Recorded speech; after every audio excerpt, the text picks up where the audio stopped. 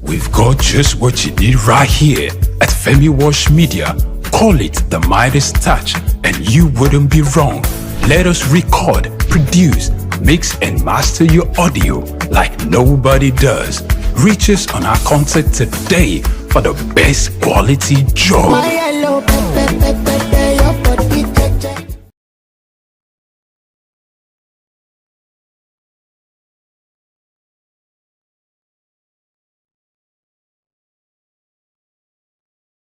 My name is Veronica Nkechi Eze. Charles Abana. My name is Professor Martins Emeje. Professor Sylvester Odion Akaine. Keep watching SOUQ News TV. The best news channel online. It's elevating, it's enlightening, it's educating.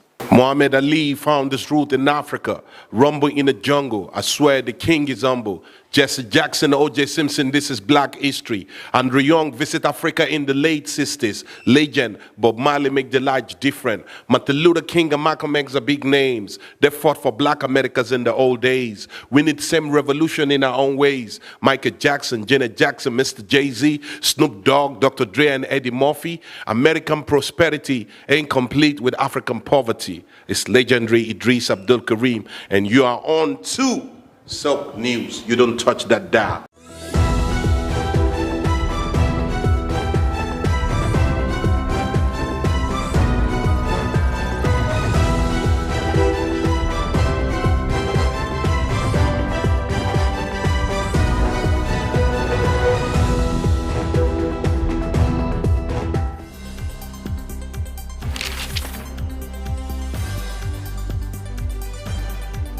The challenge of governance is to see how we can leverage what is on the ground and convert this to wealth for the people. Russia, China are gaining entry into Africa, and it would appear that some Western countries are losing out. You're working as an expatriate worker, then you're paid in your currency. But then if you must spend those money, you need to convert those money to the local currency to spend. For Social Security to work, we need to know exactly how many we are. We don't have a precise number.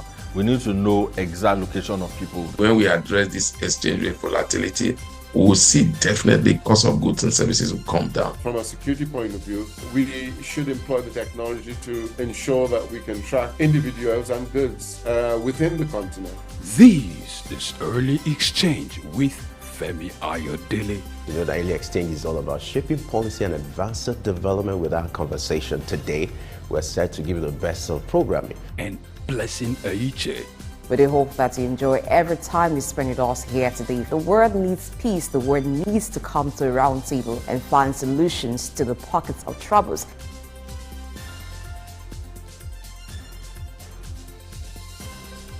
Early Exchange, shaping policy, advancing development. It's another edition of Early Exchange on SOUQ News. I am Blessing Aichi. I welcome you, and I know you're in for a great time this morning. It's the last fourth this week. You know, all that begins well must end well, so surely to this edition will end well.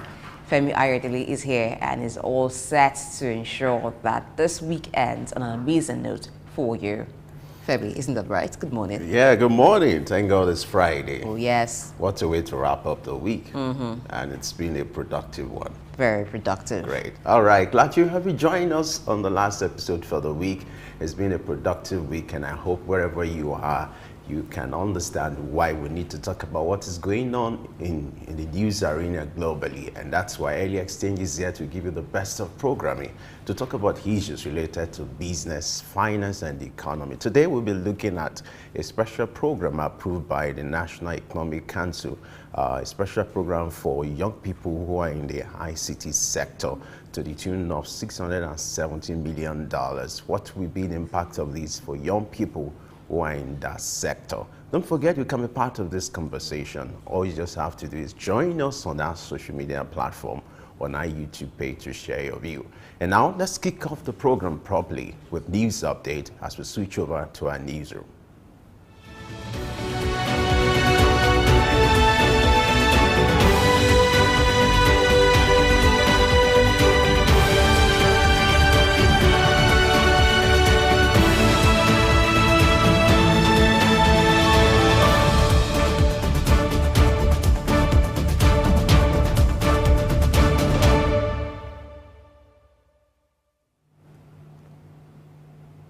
Hello, welcome to SOUQ News Update on SOUQ News. I am Ikenna Mba.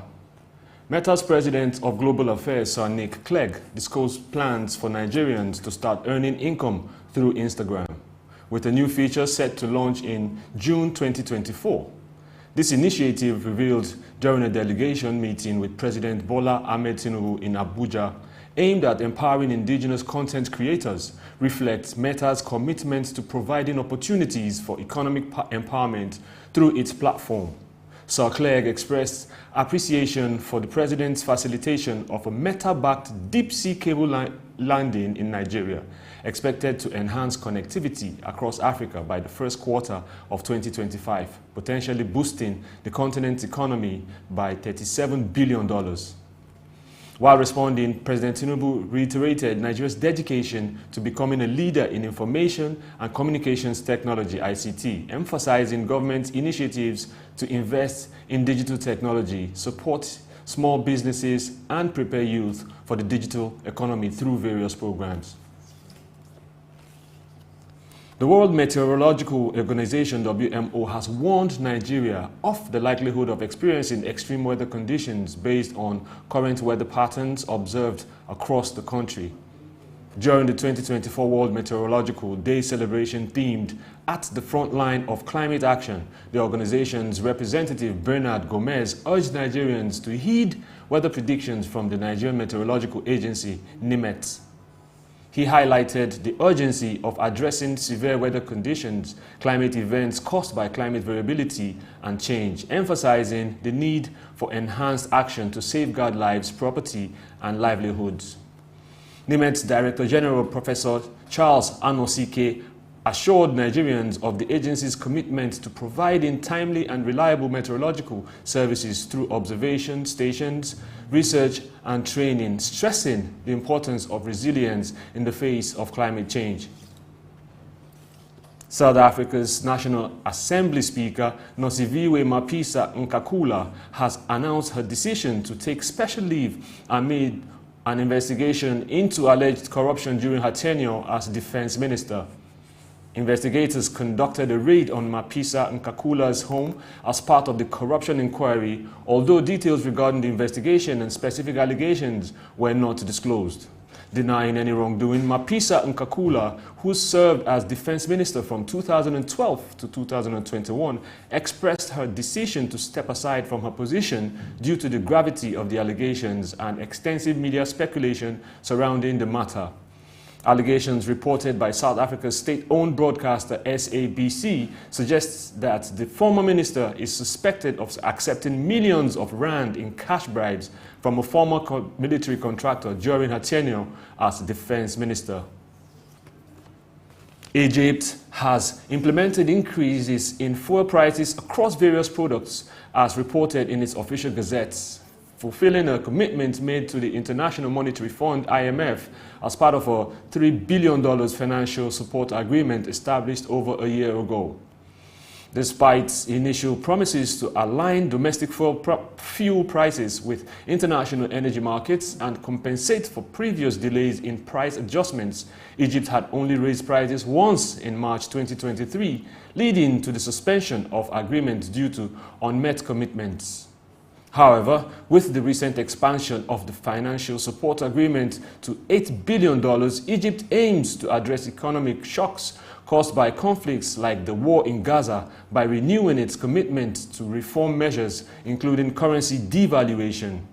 The quarterly pricing committee, as cited by the official gazette, raised petrol prices by 0.2% per litre, with diesel and butane cooking gas prices also seeing significant hikes. IMF has argued that subsidized petrol prices primarily benefit the wealthy, affecting inflation, which reached record levels in 2023 at 33.7%. China's yuan depreciated to a 4-month low against the dollar earlier today, breaching the psychologically significant 7.2 per dollar level and prompting intervention from state-owned banks to support the currency. In the spot market, the onshore yuan hit a low of 7.2, its weakest since November 17, 2023, with reports indicating that state banks intervened by purchasing yuan for dollars. Market sources revealed that the yuan softened to 7.22 by midday, 257 pips softer than the previous late session close. The yuan's decline exceeding 2% in 3 months reflects market expectations of further monetary easing to bolster China's economy, alongside pressure from a strengthening dollar and the yen's depreciation after the Bank of Japan's policy changes. That's our news package on news updates. Continue to stay tuned. I'm Ike Namba.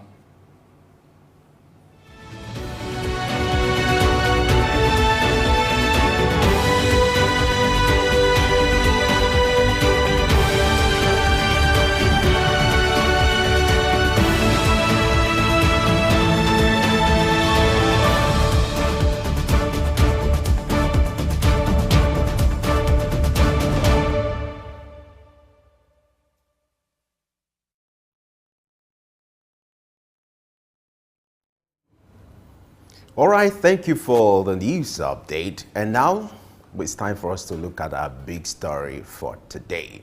For young people between the ages of 15 and 35, this might be a good time, as the National Economic Council has approved a special program for young people who are in the ICT to the tune of $670 million.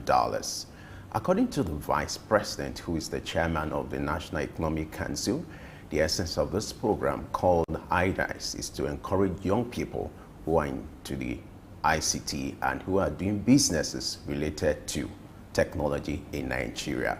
How will this play out in coming months? What are the concerns and what are some of the things that should be put in place to ensure that this program justifies the purpose intended?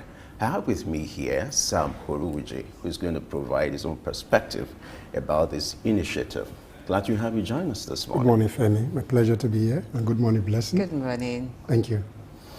All right. It was a historic one. The National Economic Council yesterday approved or gave approval for the implementation of this special tech and digital enterprise program called IDICE to the tune of $670 million. What do you make of this initiative? The timing? According to President Tinubu, is to ensure that he makes everything possible to ensure that prosperity, Nigerians experience what we call prosperity. And this is also in line with that. What do you make of this initiative and the timing for it? The ICT Skill Initiative is welcoming. When you look at the amount of money the federal government has devoted for this project and cut across all the states of the Federation. More importantly, what that social intervention is supposed to see is to provide an enabling environment for young people to thrive in ICT entrepreneurship program in Nigeria. And by implication, once that scheme is well resourced, as it is now, and well implemented, and it's going to create some additional job, particularly over 100,000 youth per state will be direct beneficiary. And on the long run, those indirect jobs that will be created from that scheme will impact the citizens. But then, like every other government program in the past, what is important, according to the Vice President, Chetima, was saying that this will be implemented in full, and an evaluation will be made to sustain economic prosperity for the youth, particularly for direct beneficiary and the indirect jobs that will be created. So, but maybe as we progress the conversation, we'll be able to speak to some of the specific opportunities, challenges, and the prospects of this scheme. Okay, so this program is supposed to kick off in a few weeks. So we were talking yesterday about ICT in Nigeria and even the development of apps, the solutions that they provide. What would be your recommendation towards the skills that will be provided in this program? So at the end of the day, it is not just about jobs being created, but jobs that translate to development. I think the scheme itself is specialized, targeting ICT. So if you look at the entire ecosystem of ICT development, in terms of the skill set that they require, that is technical skills already. So what is important is that the program initiative will address specific ICT, digital and creative enterprise program, which is the core element of it. So by that, once those skill sets have been acquired by the youths within those age brackets, then those things will translate into job creation, employment opportunity. So you have direct job creation and indirect job creation that will come out of that enterprise development that is driven by IT skills development, ICT. Now, according to statistics provided for this program, about 175,000 young people are going to be trained and certified for this program. Is expected to also make impact on 75,000, enterprises, and also to create about 800,000 jobs. And now there's a clause to it, which is going to take place in all the 36 states in Nigeria. But the president, or the vice president, rather, have asked governors in respective states to provide representatives who are going to implement this program. How do you see this playing out? And then what should be put in place to ensure that the implementation of this program is achieved the way it ought to be done? Not just like any other program where you're quick to announce, but when it comes to the issue of implementation, you always have challenges. And now that state governors have been brought in to provide representatives as regards to this program, what should be put in place to ensure that this program succeeds? Number one, the way the program is designed is a digital and creative enterprise program or development. So, number one, governors must look for people who are within the digital space and the creative sector. So that's number one. They must avoid political considerations, just looking for party faithfuls in terms of those that they are going to recruit into the program. In the federal government, on the other hand, the mechanism in terms of impact and evaluation must start even from the point of view, from the beginning of the program. So therefore, the minimum threshold and benchmarks for recruiting youth into the program must be specified. So those who are within that framework should be the ones that should come from the various states. But if you make it for political consideration, at the end of the day, it might not achieve the desired impact like some other social intervention in the past. Now, since this program is being funded by the African Development Bank, the French Development Agency, the Islamic Development Bank, among many other organizations, shouldn't it have been directed towards the tech companies themselves to facilitate this training instead of it going through the state government, picking focal persons? Would it then turn to be a situation of having square pegs in round holes? My view is that the contributing agencies, particularly regional institutions, continental institutions, and other multilateral agencies that are contributing to the scheme, will put a necessary framework in terms of the way people will be recruited, the way the program, the skill acquisition.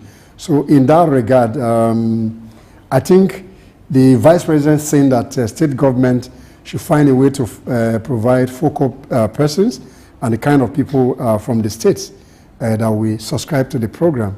I think that's just the political aspect of it, and I'm sure that due diligence will be drawn within the digital and the creative ecosystem so that the design of the program and the outcomes will become successful.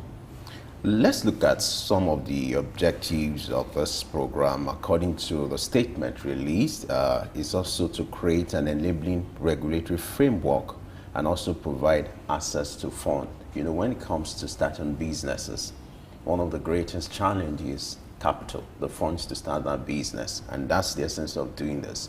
Now, how do we ensure that, of course, by the provision of this program, the target is for young people between the ages of 15 and 35. How do we ensure that this program is targeted at people who actually need these funds? You know, young people who are actually in the ICT sector who actually need these funds, and not just cronies or party members. How do we ensure that, yes, these funds get to the people who actually need the actual target for this program? In my view, because of the technical nature of that sector, I have a feeling that those who will get into that space will be those who really need the funding, access to funding. These funds are provided by technical partners. Therefore, due diligence in terms of, like I mentioned earlier, in terms of the way the African Development Bank supervise their project, the other providers will put some mechanism in place to ensure that that money comes back, because I don't think it's free money. It's just a funding that comes from those agencies that can enhance development. So in my view, and I think strongly that beyond the political consideration, I'm sure that those people that will benefit within the age bracket will essentially be a critical player in the digital and the creative space. Now, so the Vice President is emphatic on creating skills that meet global needs. So to this extent, what do you see the results or the benefits of this program nationwide? What do you picture it becoming when at least 1.1 million youths are trained nationwide on ICT skills? Number one, job creation, skill acquisition, which is part of human capital development. So that we help, particularly a lot of receive youth who don't have space to even operate, to even express their creative ingenuities. This space and this opportunity will enhance their developmental processes, which will impact generally on the economy. Looking at the nature of the program itself, is an ICT program, so one would naturally expect that technology will be deployed into this. So what kind of, or how do you expect that technology will be deployed into this process to make it transparent, to make it efficient, and also to bring about a proper coordination to all the activities involved in this kind of program? It's even ICT, so you expect that such should be put in place. I think so. You're absolutely correct. I have this feeling because it's an ICT space, and I'm sure the deployment in terms of how people will be recruited, the training opportunity, and the way to measure the social impact of that program will be ICT driven, because if that is not done, then the aim of that program in itself is defeated ab initio. So I have that strong belief that everything will be enabled by ICT. And I'm just hopeful that beyond that political dimension, you know, the NEC is a collective of state governors that is being headed by the Vice President. So I think that's the entry point to start, because they are a member of that National Executive Council. So I think it's in the right place where governors are asked to appoint focal. And each of the states, in any case, have departments of digital economy. So I'm sure that they will rely on the pool of what the states already have. Do you see this being a thing that benefits those in the urban centers only? How do you, what do you prescribe as a measure to ensure that those in the rural areas also benefit from this, are able to key into it and benefit from it? I think the various state governments, in some states, I cannot speak for all the states, but I'm familiar with some states where the ICT ecosystem is well established.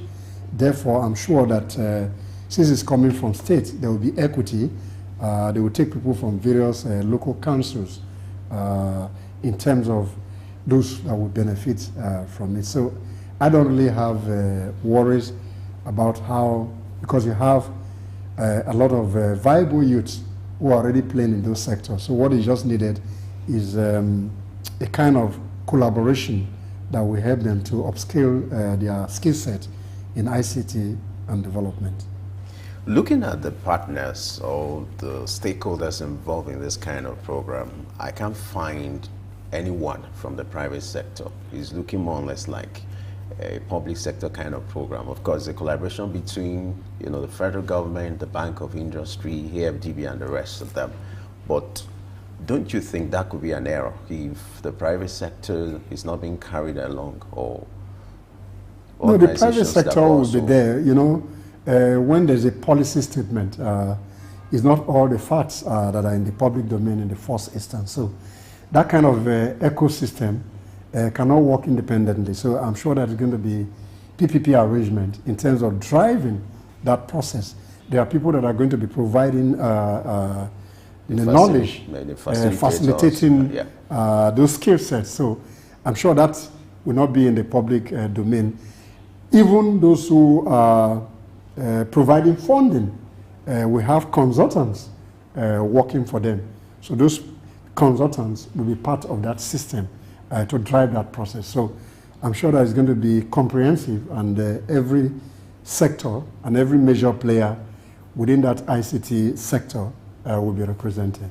So the executive director in charge of SMEs at the Bank of Industry, which is also supporting this, said that the IDICE program is a special intervention by the government to actually create millions of jobs in the technology space, and that the program is in support of government's agenda to create sustainable jobs, equip digital and creative incubation hubs, innovation centers across the country. Now, this brings us to sustainability. Before this time, there have been several incubation and innovation hubs spread across different states and cities in Nigeria. Yes, they're assuring now of sustaining this program, but how do you think a program like this can be sustained? The incubation hubs that will be built or perhaps equipped, how can they be sustained for more people to come on board and then the development continues?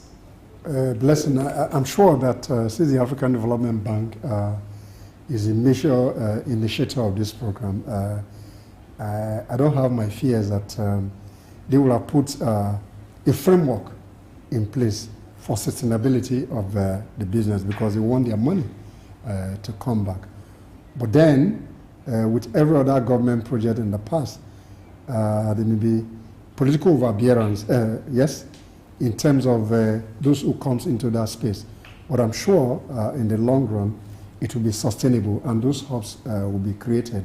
And the other African countries that have similar program that were supported by the African Development Bank, there was a particular one some 3 years or 4 years ago in Kenya that was very successful in building up ICT entrepreneurs in that country. So in that regard, this investment, in my view, will be sustainable. Number two, because of the specialized skills that you need in that sector, I'm very optimistic that it will be sustainable and the outcomes will be far-reaching based on the program initiative. It is also important to mention that the program is also targeted at women. According to the statement released, the 5-year program, at the end of the 5-year program, about 80,000 women must have been empowered in terms of skill acquisition, mentorship, and all that. Do you think this will go a long way to boost the morale of young ladies who are into one business or the other, or encourage them to do more? The country has a national policy on gender equity and balance. So that component represents the national policy. So I'm sure that women will be empowered, and even recent development in our country, when you look at women and development, a lot of women are in top places. So this initiative will encourage more women to take advantage of ICT. And in the long run, the national policy on gender will just be met based on that about 80,000 women. So, but when we speak in terms of gender correctness, the framing should always, don't always isolate women. We should talk about gender mainstreaming that take a component. So we should be gender sensitive rather than always putting a pigeonhole that this, so it's a comprehensive program. So I'm sure that even when more women subscribe and they meet the minimum requirement, that projected number might be far above that number in my view.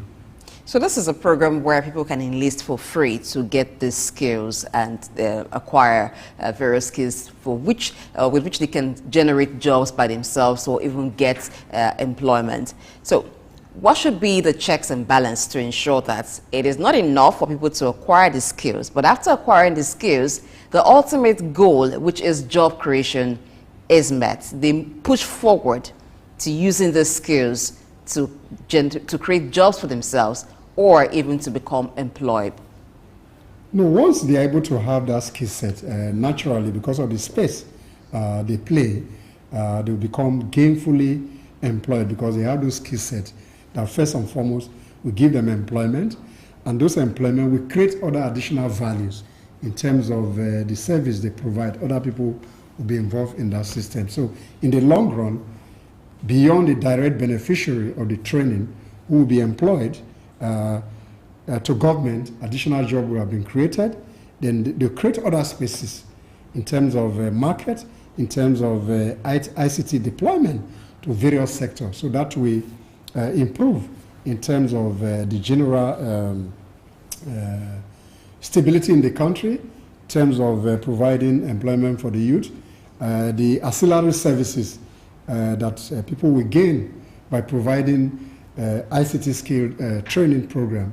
We find a way to create additional employment for other people who don't even play within those sectors, because those skills will be translated into improving other sectors of the economy.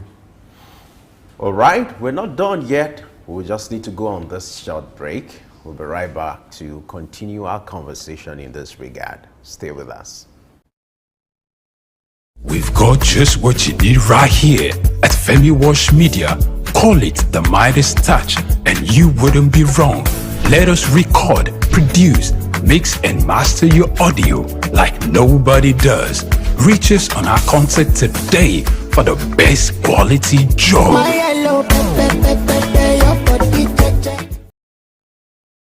Broad Street.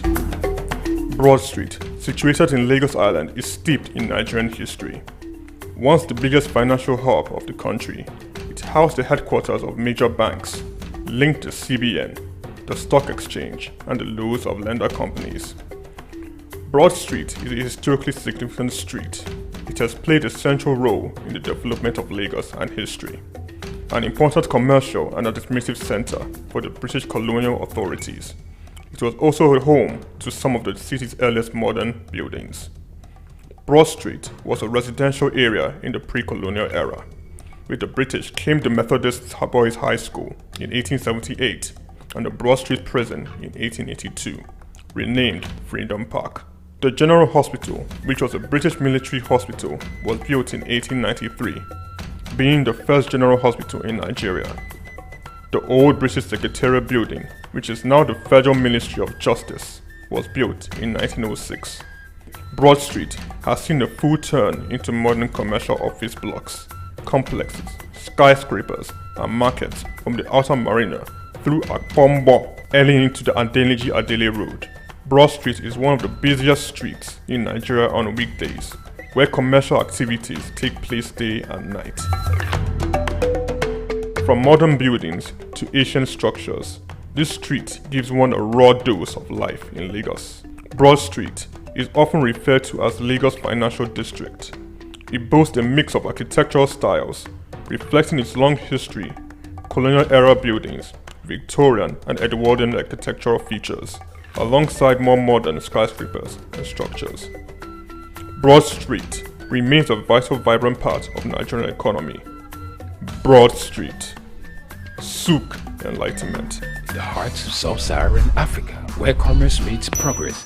Welcome to SOUQ News, your source for business, economy, and development insight that drive nations forward. From the vibrant streets of Lagos, Africa's fastest economic hub, SOUQ News takes you on a journey of discovery, analyzing and reporting the facts that lay the foundation for growth and development.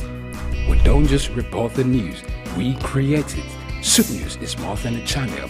It is a catalyst for change, spotlighting the stories that shape economies, inspire entrepreneurs, and fuel progress. Covering business, finance, technology, energy, and many more, SOUQ News provides a daily deep dive into the stories that matter, interviews with industry titans, and analysis that empowers your understanding of economic landscape. Join us daily as we dissect, discuss, and deliver the most relevant and factual news on business and the economy. SOUQ News is your trusted guide, empowering you with the knowledge to make informed decisions.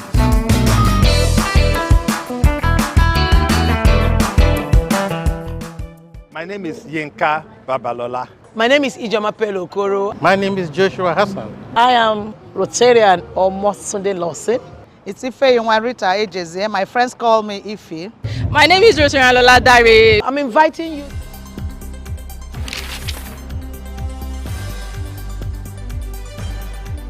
The challenge of governance is to see how we can leverage what is on the ground and convert this to wealth for the people. Russia, China are gaining entry into Africa, and it would appear that some Western countries are losing out. You're working as an expatriate worker, then you're paid in your currency. But then if you must spend those money, you need to convert those money to the local currency to spend. For Social Security to work, we need to know exactly how many we are. We don't have a precise number.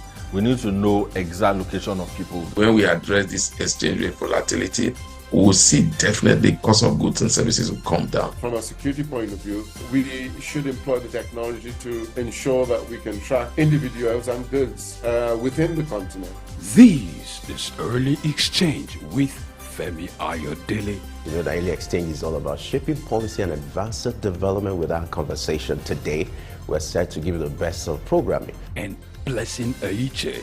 We do hope that you enjoy every time you spend with us here today. The world needs peace. The world needs to come to a round table and find solutions to the pockets of troubles.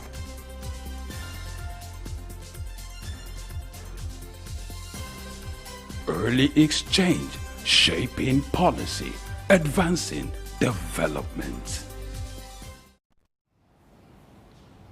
Many thanks for staying tuned to Early Exchange on SOUQ News. We've been talking about the National Economic Council approving for kick-off the iDice program, which is targeted at youths between the ages of 15 to 35, skilling them in ICT so that they can become global players in the technology space. So we still have Sam Orojo, who is Director, Center for Public Policy, in the studio with us on this discussion. Now, the ICT sector contributes over 18% to Nigeria's GDP, and the e-commerce spending is projected to grow to $75 billion by the year 2025. So the government is doing all it can to enhance Nigeria's participation in the global technology trade. Aside upskilling and even scaling those within the ICT sector, what more can be done to ensure Nigeria gets more from the ICT sector? First is to patronize those people that have ICT skill set in terms of the service they offer. So that will upscale the processes that will help to sustain that particular revenue stream from that sector. So essentially, this initiative will help to scale up the process in terms of technical skills in ICT, and once that is scaled up, then those people are able to provide services within that sector. And in the long run, we will benefit beyond that projection that you just spoke about earlier. These ideas of this program looks good on paper. But when it comes to implementation, there are concerns, especially in this climate where similar programs were introduced in the past and yet the purpose weren't achieved. Now, what are the common mistakes or setback or shortfalls that should be avoided this time around to ensure that this program, achieves the aim intended? Once government trying to provide social interventions, particularly programs that will scale up activities of youth, number one, the government must take herself from the political overbearing influence that they have more often than not in their projects. So that's the first one. Once politics is removed, then the input, output, and the outcome become very easy to measure. Because the question is, why do some of these projects or programs succeed elsewhere and they don't succeed here? So I think is too much interference from the political class in whatever comes from government. So we're able to avoid too much politics in the affairs of those programs. The program's outcome become more measurable, become more successful, and the social impact on society will be very high, in my view. So what you are saying now is transparency will be needed to have this program run. So the ages of the people who will be involved in this program, 15 to 35, from that age 15 maybe to 20, you may still have some of them in schools and maybe some just leaving school. But for those in school, how do you think it's going to run side by side their academic programs so that they also get the chance to participate in it? I'm sure the visionary of the program will have taken cognizance of those age bracket, that demography that represent a chunk of youths that will still be in school. I'm sure the program will be tied to their normal school program, because most schools now are designed to have entrepreneurship program. So I'm sure those who design the program, because we don't really have the details, will take cognizance of age 15, maybe to 19, who will still be in school. On the average, a child development that is very okay by age 20, 21, they will have been out of school. So I'm sure a different program for different demography within that. So they will take cognizance of that. So those who are in school, they have some hours, some time that they will use for acquiring those skills. And I'm sure that it will be tied to technical colleges where you already have departments of ICT in terms of laboratories and the technical skills to acquire those knowledge. Let's look at the issue of unemployment in Nigeria. According to statistics released by the Bureau, National Bureau of Statistics, for the last quarter of the year, unemployment increased by 5.0%. And you observe that government is making effort, but it's looking like government needs to do more. What are other areas that you feel government should improve on to tackle the issue of unemployment in Nigeria? And then what also should be the role of private organizations in tackling unemployment in Nigeria? On the part of government, this initiative in terms of digital and creative development program, that is already addressing one aspect. If you look at the aggregate of the number of youths that will come from the 36 states, and if the project is quickly implemented, as they promise that in the next 1 or 2 weeks, the program will be running, that will create some job.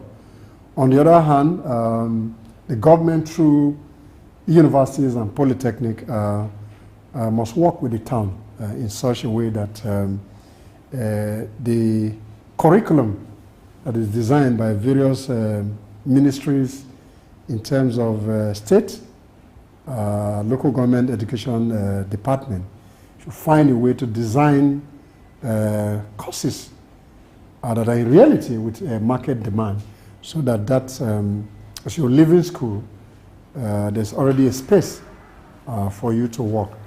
This can help to reduce the level of unemployment. So, on the other hand, private sector too must find a way to put some element of investment, even though they're already overburdened in terms of taxation, in terms of education tax and some other tasks, to see how They can collaborate with universities, research centers, to develop skill sets that are dedicated to their various areas of operation.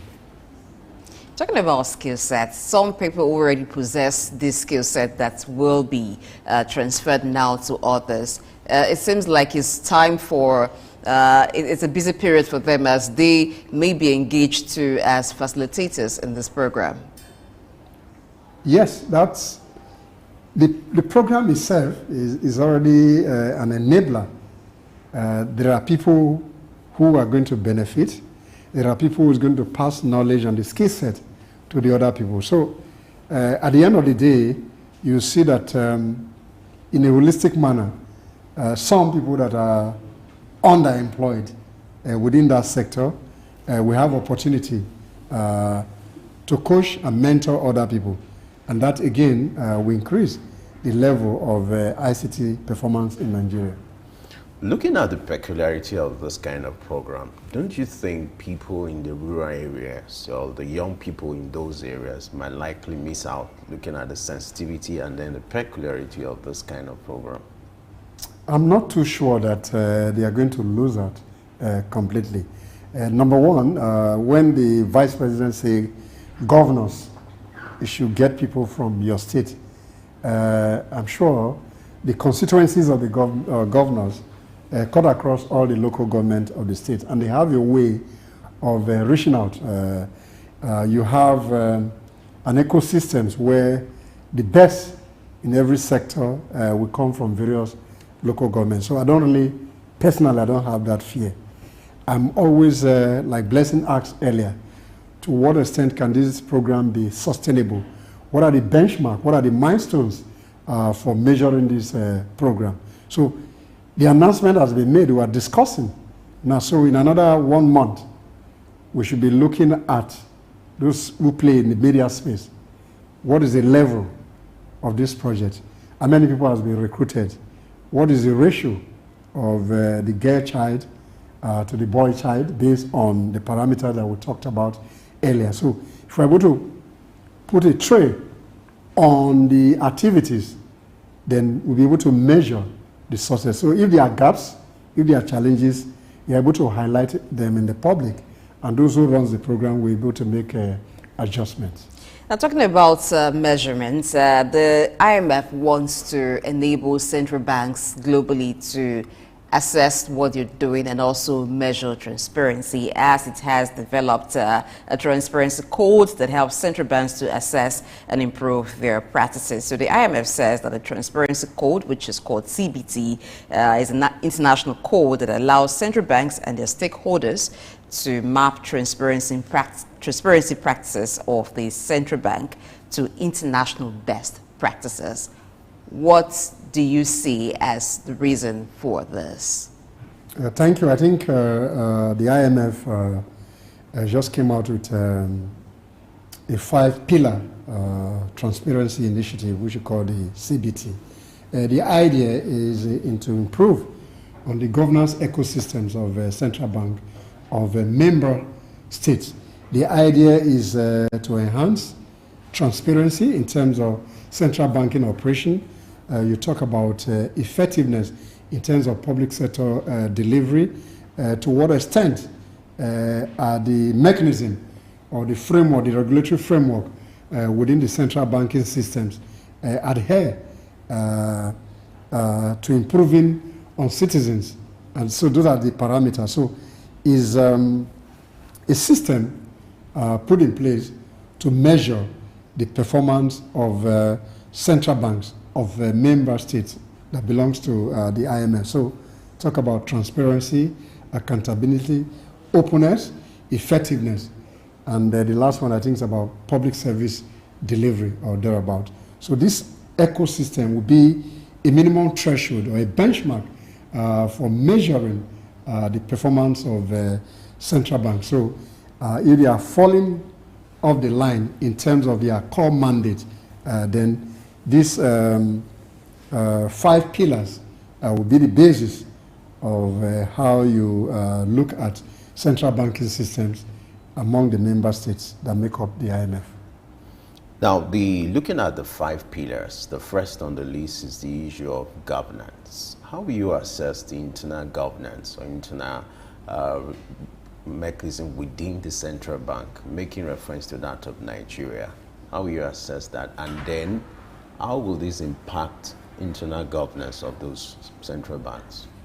So these new pillars will improve on the governance structure. That means corporate governance within the central bank.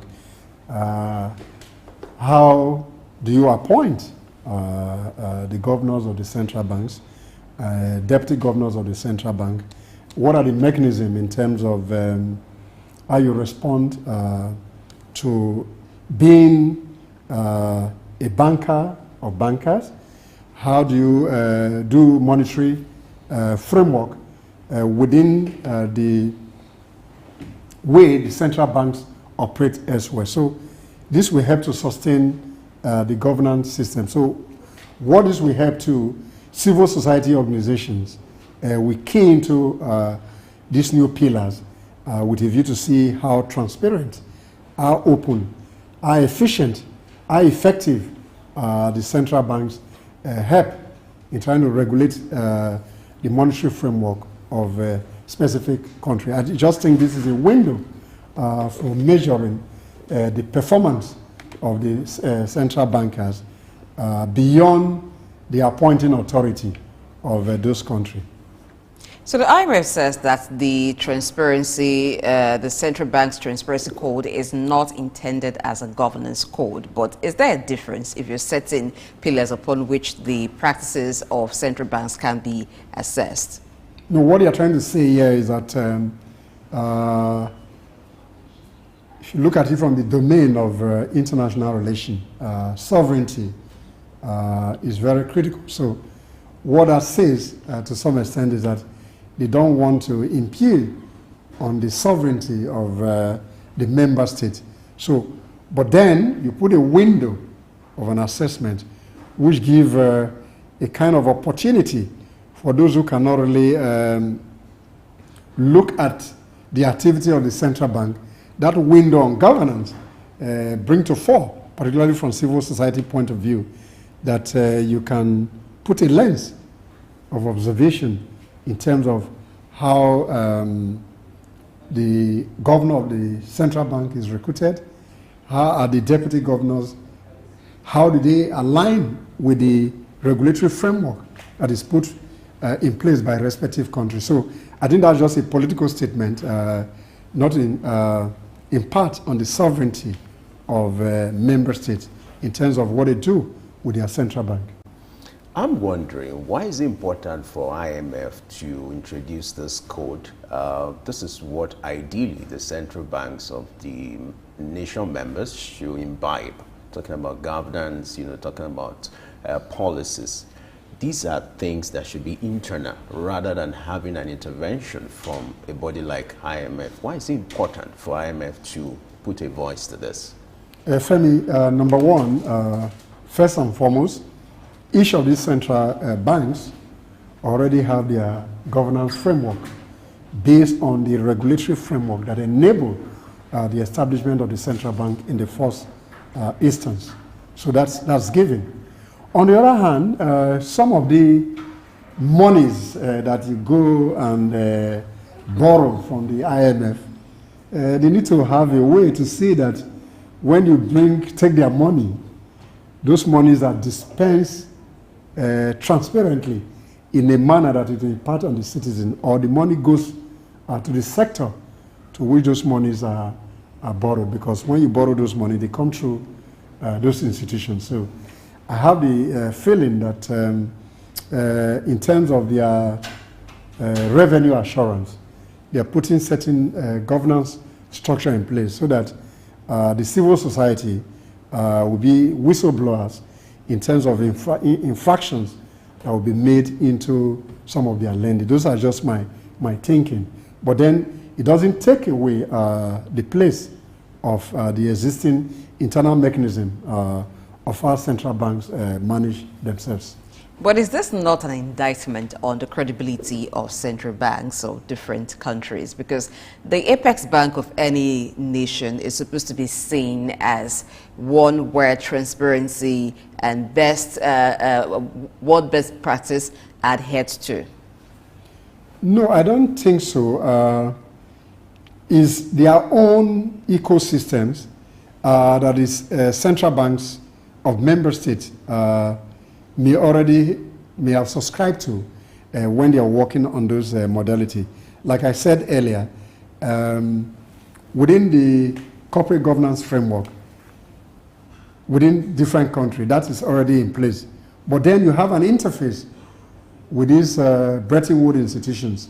They're saying they are acting like a kind of an ombudsman who checks on the activities of central banks of member states.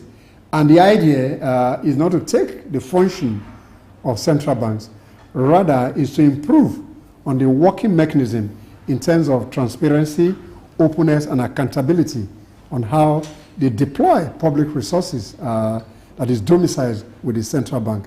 I think that's, in my view, and which I spoke to earlier when I talk about sovereignty, but this is just like a whistleblowing pillar that people can use to assess the activities of central banks. The second pillar of this framework talks about policies, operations. The CBN, under the former handler, was accused of, not having the right operations or Operation Somersault.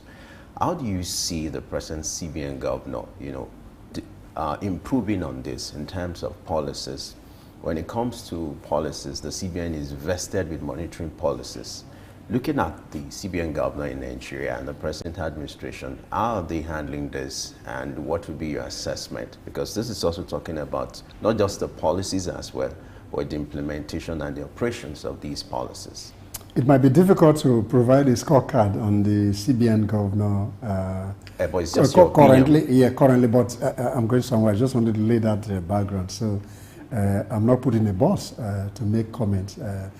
Is the employer of the governor of the CBN that will be able to do that. But in any case, that's number two pillar in terms of policy framework. So the central bank should focus on its core mandate of monetary policy within the framework that established the central bank in the first instance. So you don't act beyond the framework that establishes. So in terms of policy, what are the policy framework that will help to direct monetary and economic policy of the country? So they must improve on the policy regime rather than the CBN governor who go beyond his core mandate and get involved in some things that are alien to central banking principles and practice.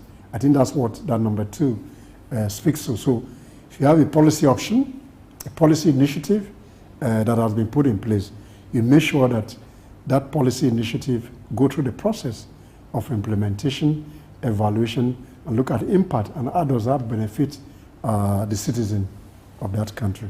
In terms of official relations with government and other agencies, which is the fifth pillar of this framework, how do you see that benefiting a country like Nigeria in terms of synergy with other agencies?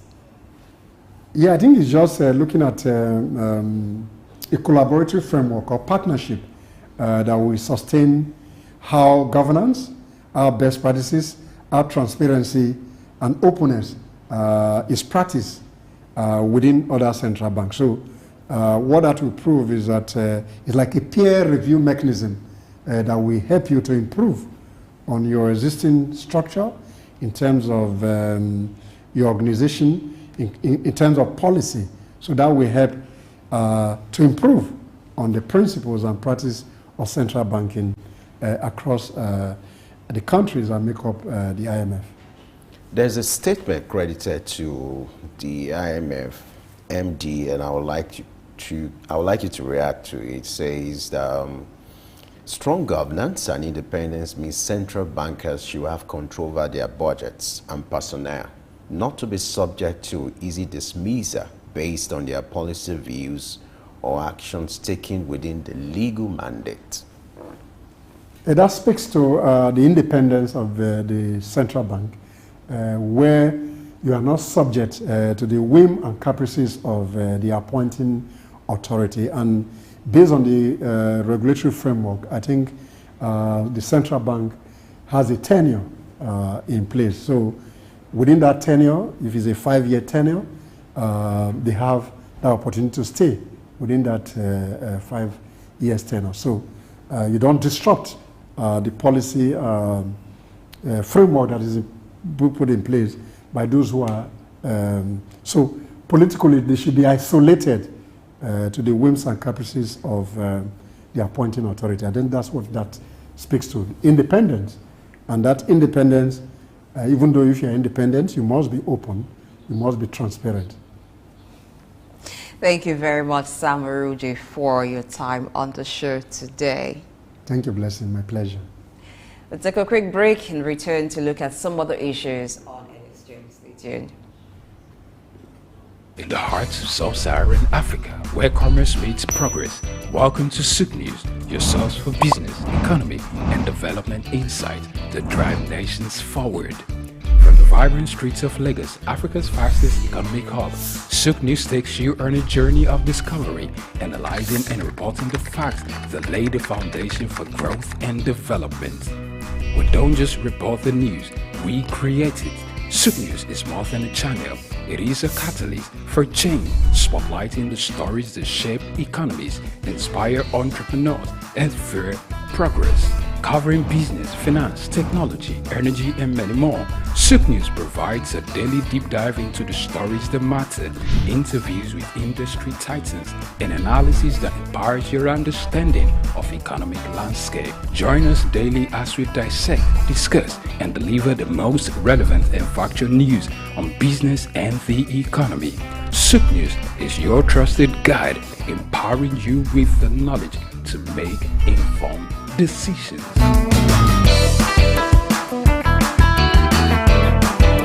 We've got just what you need right here at Femi Wash Media. Call it the Midas touch and you wouldn't be wrong. Let us record, produce, mix and master your audio like nobody does. Reach us on our contact today for the best quality job. The Three Wise Men. Iconic sculptures and statues adorn major metropolitan cities of the world. In Lagos, Nigeria, the statue of three men designed to depict the state's cultural heritage and to usher in visitors and tourists into the ever-accommodating center of excellence is no doubt an astounding work of art. Originally built under the administration of Colonel Raji Rasaki, designed by Bodu Shodende in 1991 and standing over 12 feet high, referred to as Agba Meta or Aro Meta, the three sculptured chiefs were placed along the Lagos-Ibadan toll gate to welcome people coming into Lagos State. The statue called the Three Wise Men by many has become a major signature for the state. Three white-capped chiefs clad in white wrappers, knotted across their shoulders and with clenched right fists are shown in the artwork. The images fascinate and create impressions in the minds of visitors coming into the state, captivating the attention of visitors who look with keen interest, pondering on the messages which the posture of the engraved images signifies. The Three Wise Men has been relocated thrice from its original position at Ojodu Berger end of Lagos-Ibadan Expressway to Magodo area before its final relocation to its present site at Olowopopo Drive. The sculpture has suffered severe damages over the years and renovated. Bodu Shodende, through this sculpture, depicted the highest honor that can be afforded to anyone in the Eko greeting tradition. The Three Wise Men, Arometa, SOUQ Enlightenment. My name is Dr. Agility Obi. My name is Etemere Glover. Naomi. Well done, and shout out to SOUQ News. Shout out to SOUQ News. I want to encourage everyone to keep watching SOUQ News. Shout out to SOUQ News, and yes, tune into them. Keep watching SOUQ News. They are one in town. Hey, we're watching SOUQ News. Keep watching SOUQ News. Keep watching SOUQ News. Catch them on YouTube and all social media channels. Hey, my name is Frank Edowo, and I'm imploring you. No, forget that. I am forcing you, coercing you to always stay tuned to SOUQ News for your news requirements. We've got just what you need right here at Femi Wash Media. Call it the Midas touch, and you wouldn't be wrong. Let us record, produce, mix, and master your audio like nobody does. Reach us on our contact today for the best quality job. The National Theatre, Igomu. Built during the military regime of Olusegun Obasanjo and finished in the time for the Second World Festival of Black Arts and Culture, SOUQ, in 1977. The theatre holds amazing treasures and memories. The artworks fill everyone with pride. The National Arts Theatre is visible from the motorway which connects Lagos Island and the mainland. The National Theatre is packed with the artworks of a legendary contemporary Nigerian artist, stained glass walls by Yusuf Grillo, sculptures and murals by Lamidi Fakeye, Erabo Emopai, and many others. It was put to full use for a month as one of the 4 venues of the Second World Black and African Festival of Arts and Culture, tagged SOUQ 77. The complex hosted 16,000 participants from 56 African countries and the diaspora in an unprecedented showcase of African music, fine art, literature, drama, dance, and religion. The National Art Theatre was built and designed by Techno Expert Stroll, a Bulgarian company mirroring the Palace of Culture and Sports in Varna, Bulgaria. Completed in 1976, the building is one of the largest and most beautiful of its kind on the African continent. It consists of a central hall with 5,000 seats, a collapsible stage that can be quickly rebuilt, a conference hall with 1,600 seats, 2 large exhibition halls, and 2 cinemas with 800 seats each. The theatre complex has a dressing room for artists, a garage, offices, coffee bars, and a buffet. It has indoor TV and radio systems, as well as booths with facilities for simultaneous translation of languages and hectares of large green lawn around. The majestic structure sits in Igomu like a quiet mountain, mesmerizing visitors and passers-by. The National Theatre, SOUQ Enlightenment. In the heart of sub-Saharan Africa, where commerce meets progress. Welcome to SOUQ News, your source for business, economy, and development insight that drive nations forward. From the vibrant streets of Lagos, Africa's fastest economic hub, SOUQ News takes you on a journey of discovery, analyzing and reporting the facts that lay the foundation for growth and development. We don't just report the news, we create it.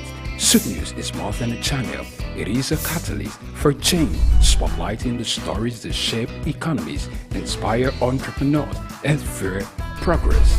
Covering business, finance, technology, energy, and many more, SOUQ News provides a daily deep dive into the stories that matter, interviews with industry titans, and analysis that empowers your understanding of economic landscape. Join us daily as we dissect, discuss, and deliver the most relevant and factual news on business and the economy. SOUQ News is your trusted guide, empowering you with the knowledge to make informed decisions.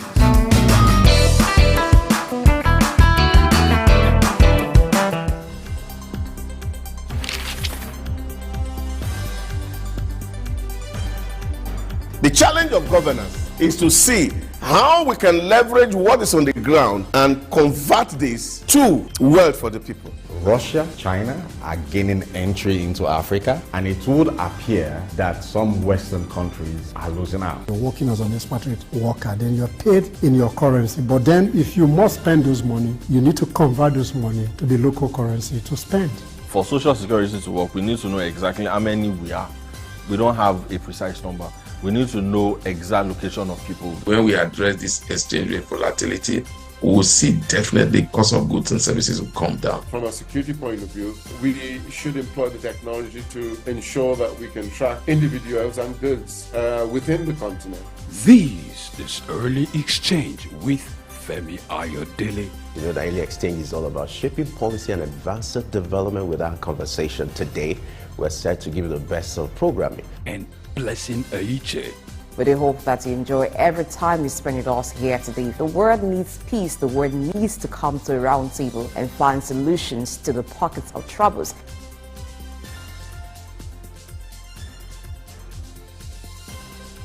Early Exchange, shaping policy, advancing development.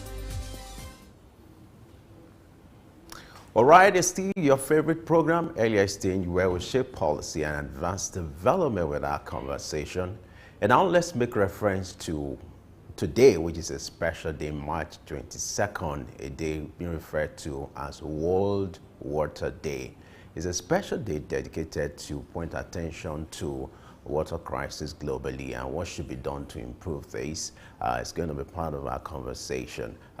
Today, the theme for this year is leveraging water for peace, and how that is going to be implemented is quite important. You know, when it comes to water, it's an essential part of human existence. Let me find out from Blessing. Today being a special day, the theme for today is, you know, leveraging on water for peace. When it comes to human existence, there are certain things that are basic, that are rudimentary to our existence. When it comes to basic needs, you talk about food, you talk about shelter, you talk about clothing. And when you talk about food, water is an essential part of food. It's a better component of food. You can't have your food without water. Now in this climate, the greatest conversation has to be around access to clean water, not just having access to water. I remember when we were growing up, you know, we used to have this system where you have pipe-borne water, and then you have this structure being put in place where you get water supply from the water corporation, you know, a state finance kind of project. But now it's no more, you know. An average Nigerian now is now turning into his own government where you make provision for your water. So every house will normally drill their own boreholes. But how did we get to that level? Yes, we got to that point at a time when the general water board system, where, like you said, pipes were channeled to almost every home to supply them water. When that system failed, people needed to provide water for themselves. Some were going to streams, some were going to houses where they, lucky enough for them, they still had this, the water flowing. So it became like, what can I do to have water? And people thought around that and began to drill boreholes for themselves. So now it's normal, it's considered normal around this part of the world for you to go to a house and then you find tanks because there are boreholes in the next compound like that. So in one street, if you have 10 houses, it is quite normal for you to have 10 different boreholes sunk into the ground to get water from the ground. Now, on the theme of this year's World Water Day, which is leveraging water for peace, in that regard, there can be some cooperation instead of having different boreholes drilled into the ground, you know, to give each person like a water. Yes, it's looking like privacy, you want your room, so you want your own water source, that kind of thing. So, but if it is done in a communal effort, there is some cooperation, that will save the cost, that will save the stress, and even the effect of everybody drilling the ground for water.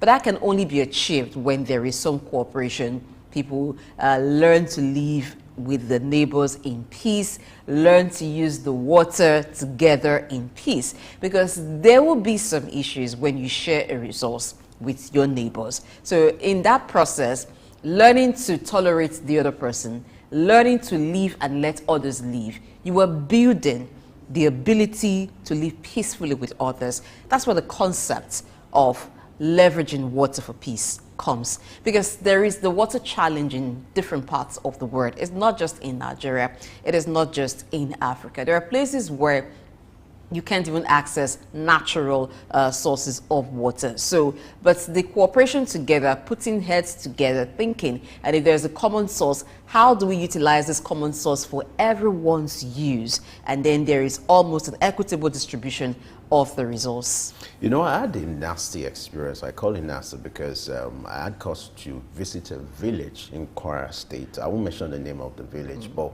we were to do a kind of special report on this issue of water, provision of water and all that, this constituency project. And I got to this village, to my amazement, there was no provision for water. In fact, there was a particular stream where they fetch water, and whatever they need to do, they get it from that particular stream. But I was amazed that the same stream is what people, they do what we call open defecation. They do all the same thing. And this is also, apart from constituting health hazard, you know, the environmental implication.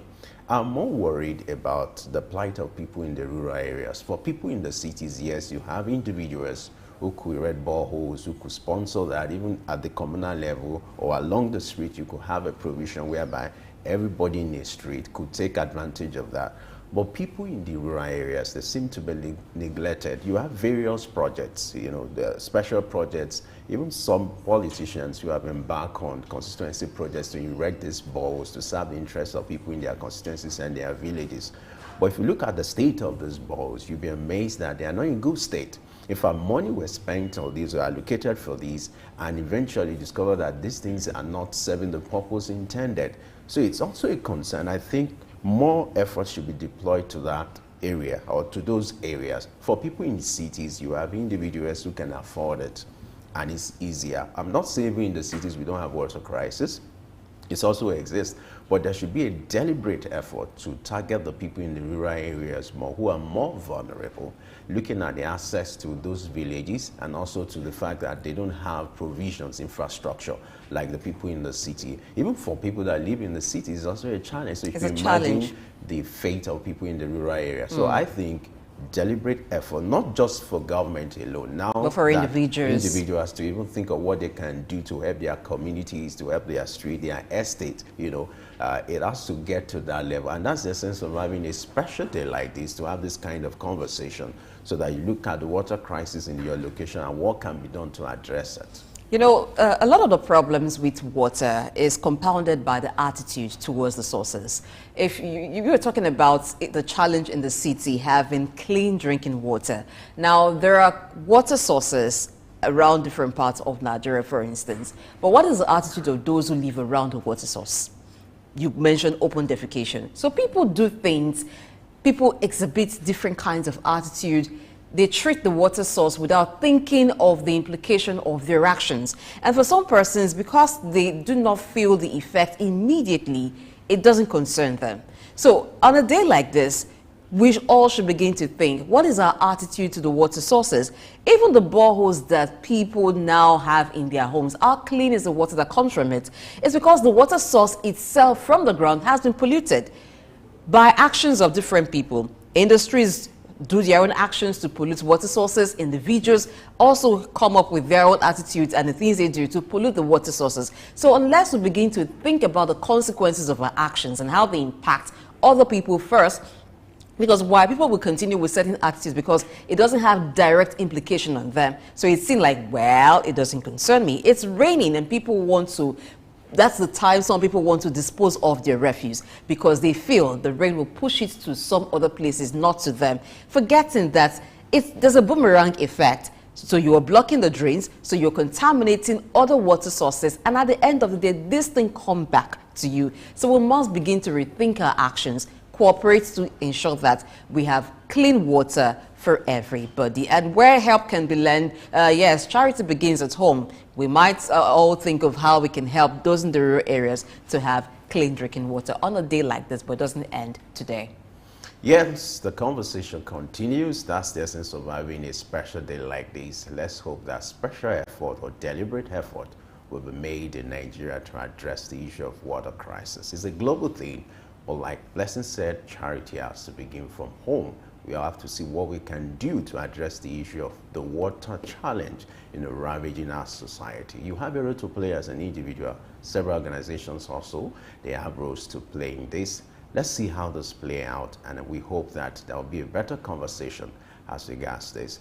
And now let's go on a short break. We'll look at what is happening in Argentina, talking about global update, and that will take place after this timeout. Stay with us. We've got just what you need right here at Femi Wash Media. Call it the Midas Touch and you wouldn't be wrong.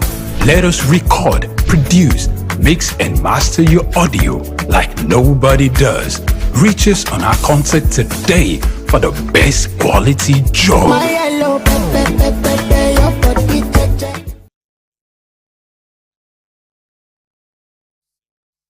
My name is Veronica Nkechi Eze. Charles Abana. My name is Professor Martins Emeje. Professor Sylvester Odion Akaine. Keep watching SOUQ News TV. The best news channel online. It's elevating, it's enlightening, it's educating. Muhammad Ali found his root in Africa. Rumble in the jungle. I swear the king is humble. Jesse Jackson, O.J. Simpson, this is black history. Andrew Young visit Africa in the late 60s. Legend, Bob Marley make the life different. Martin Luther King and Malcolm X are big names. They fought for black Americans in the old days. We need same revolution in our own ways. Michael Jackson, Janet Jackson, Mr. Jay-Z, Snoop Dogg, Dr. Dre and Eddie Murphy. American prosperity ain't complete with African poverty. It's legendary Idris Abdul Karim, and you are on to SOUQ News. You don't touch that dial.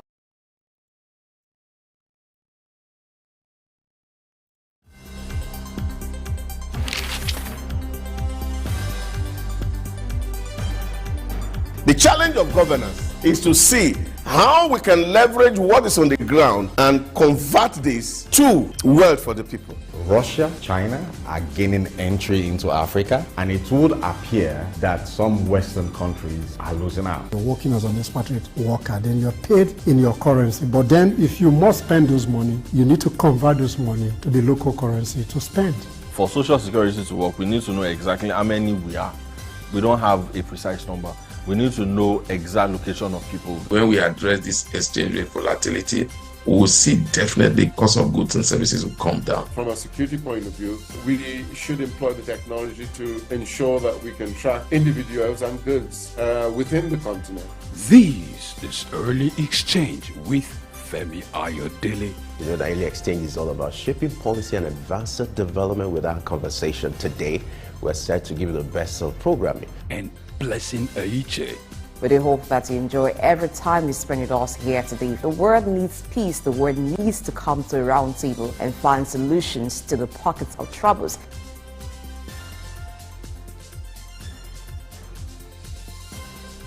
Early Exchange, shaping policy, advancing development.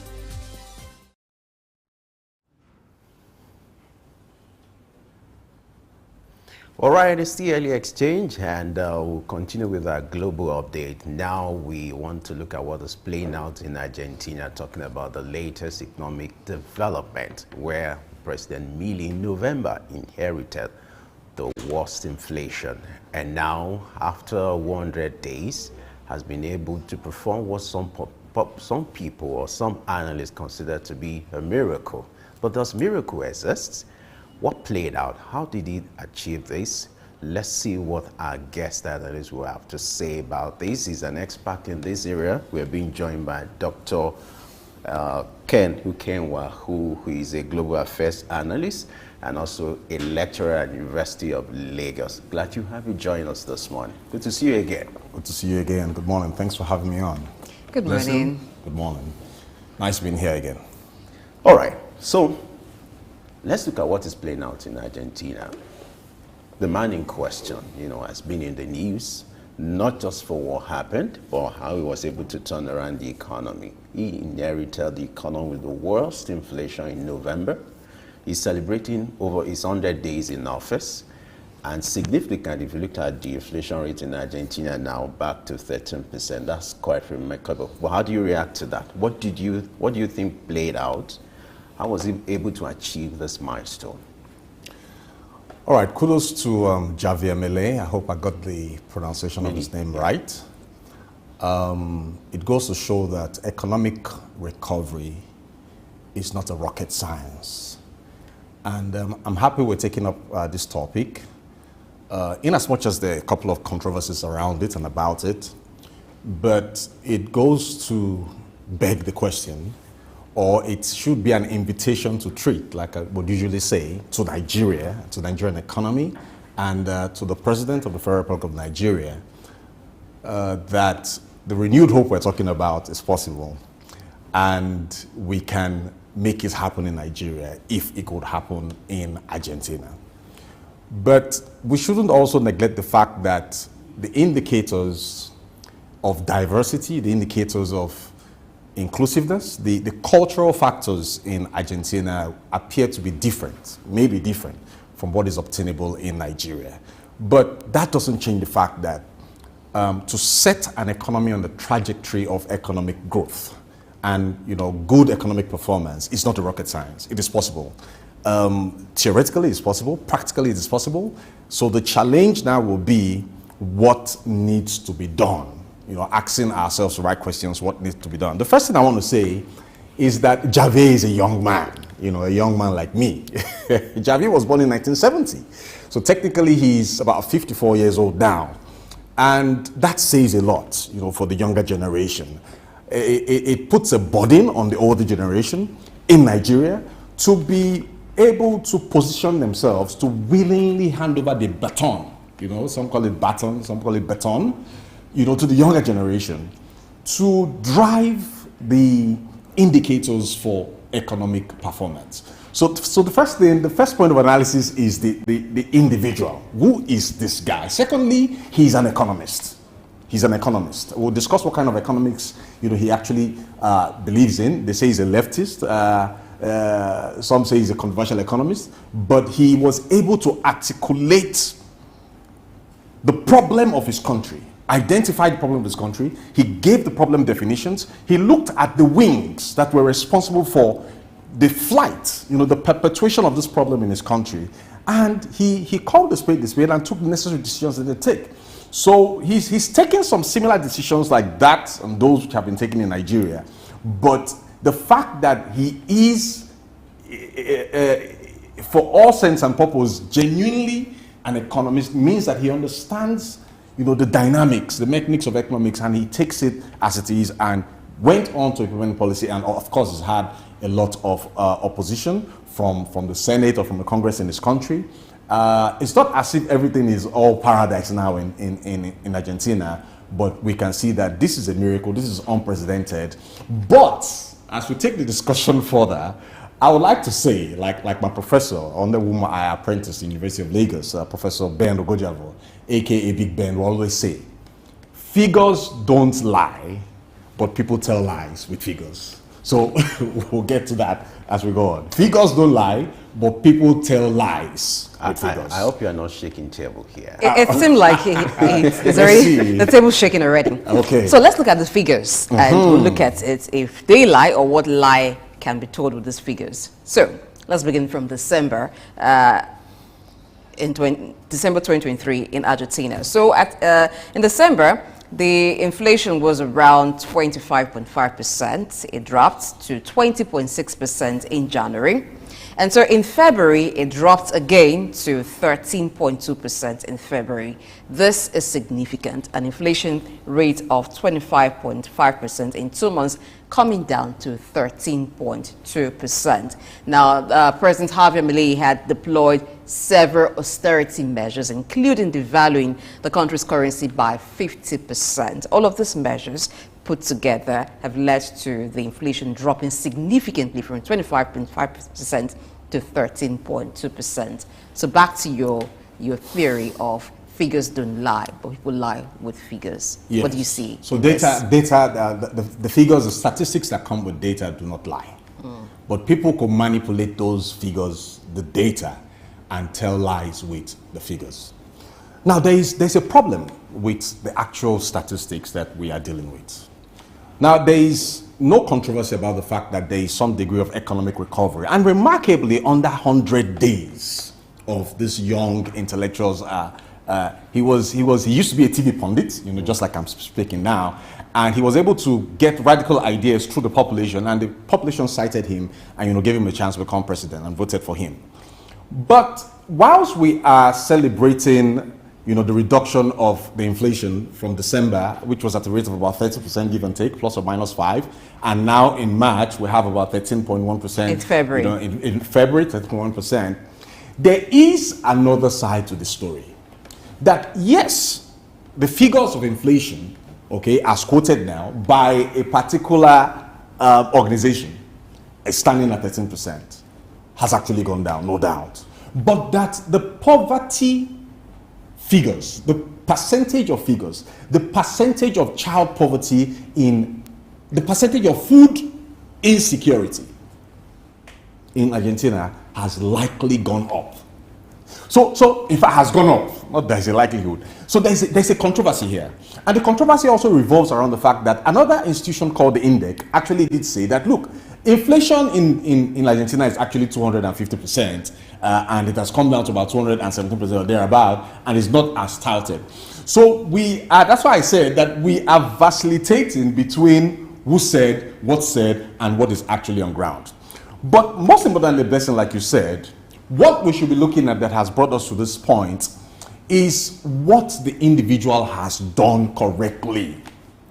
And he has done that with a lot of spillover effects, a lot of, we call them negative network externalities, which means that a good number of citizens, a good number of institutions, a good number of powerful individuals have been hurt, by his decisions. Now, one of the things he did was that the over 300 government agencies in his country were scrapped. And then, like Blessing said, he actually devalued the currency by about 50%, all right, to $1. And I think the dollar goes from about 800 pesos now to $1. And he, most importantly, and I want the presidency of Nigeria to take note of this, I want the state governors in Nigeria to take note of this, he reduced government spending radically. And so what he did and what he is doing with great opposition, but with mileage of success in his country, is that he has enshrined totally fiscal responsibility, fiscal discipline. And that is showing off in the growth, figures and indexes we're seeing in his country.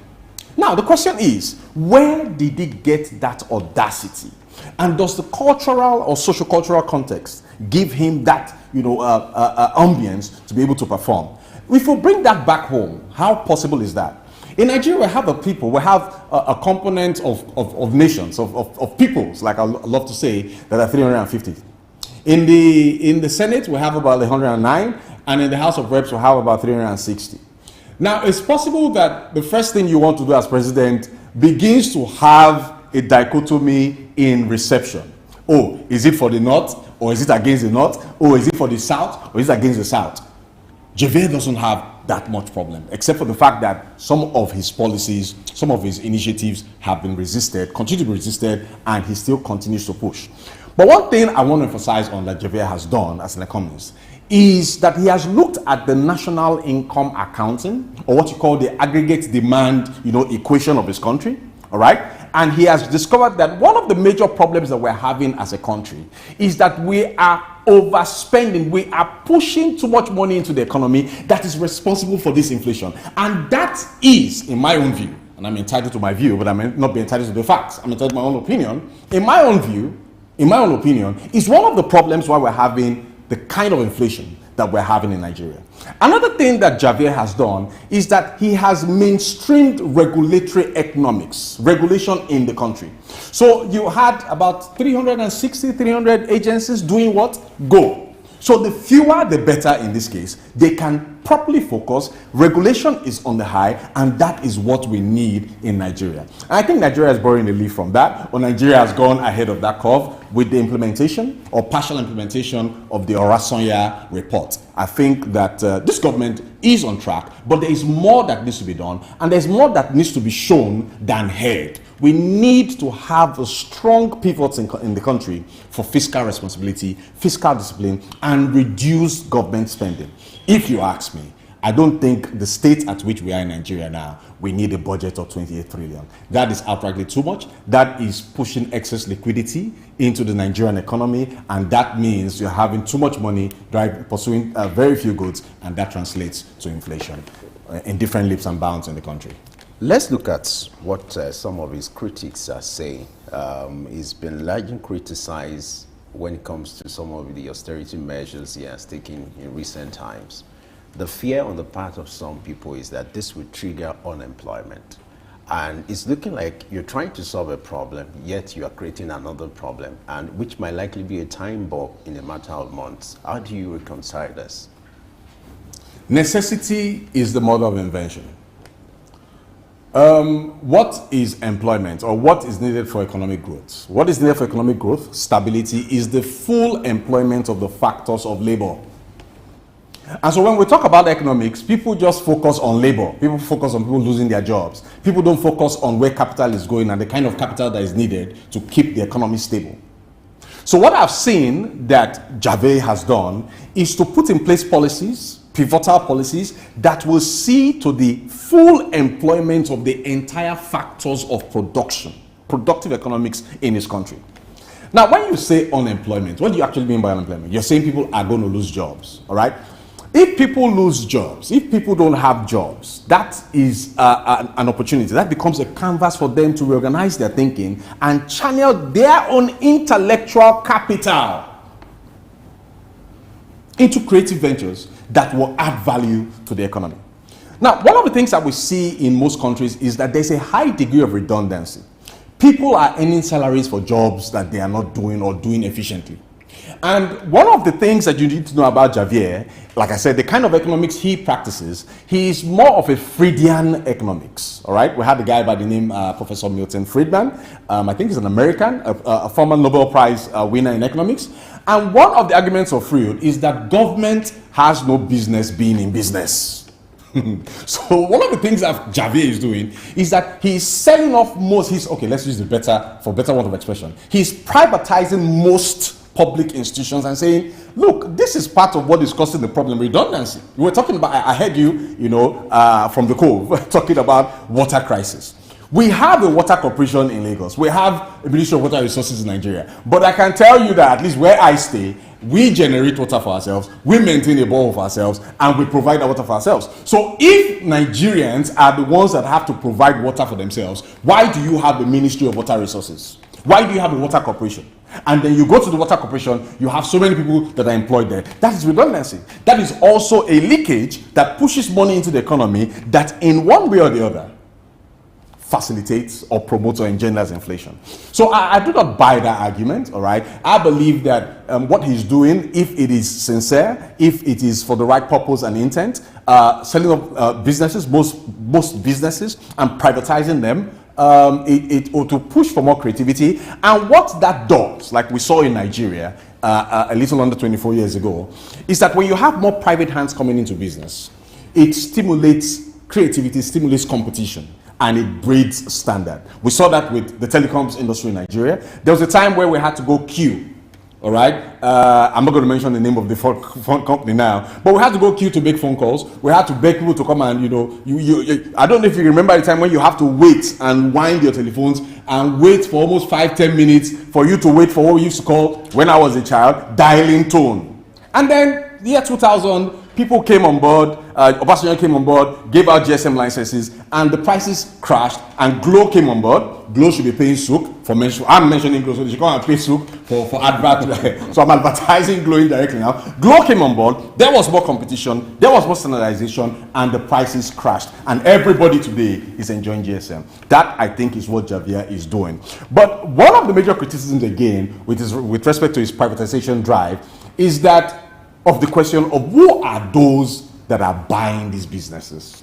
And that brings us back to the Nigerian question. When we did undertake privatization in Nigeria, who were those that bought the businesses? Who were those that bought PHCN? The question again, which General Mohammed Buhari asked now as civilian president, was and is that those that bought all this power infrastructure and power companies, did they have the capability? My answer and reply to the general sitting back in Katsina is that yes, you are right on spot on that. They did not have the capabilities. They had no business buying those institutions or those infrastructure. And today, we are seeing the brunt of that on the Nigerian people and the Nigerian economy. If Javier is doing something right, let's say he's doing something right, and let us leave a trail of that analysis for the government in Nigeria to follow and borrow a leaf from and get us out of where we are presently. Can Nigeria actually borrow a leaf from Argentina? Because it is estimated that around 40% of the population in Argentina live in poverty. Now, some of the measures that the president is bringing on, he has warned that they would initially have negative impact on employment, wages, and the number of poor and indigenous people. The reason for controlling inflation is to make life easy, make the economy better even for the poor. Now, if the poor are already feeling the brunt and will feel it more with some of these measures, do you think they'll be patient enough to see the effect of these measures come into place?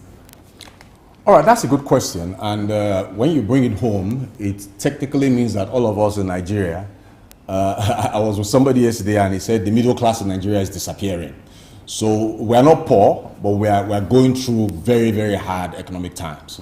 I go out a lot. I just don't come on TV, on a well-celebrated station like SOUQ to just talk. I go out. I try to see what's happening in the market. Yesterday, I bought sweet potatoes. And when I went to who was supposed to be my customer, the guy told me, sir, we know they sell 500 naira sweet potato again.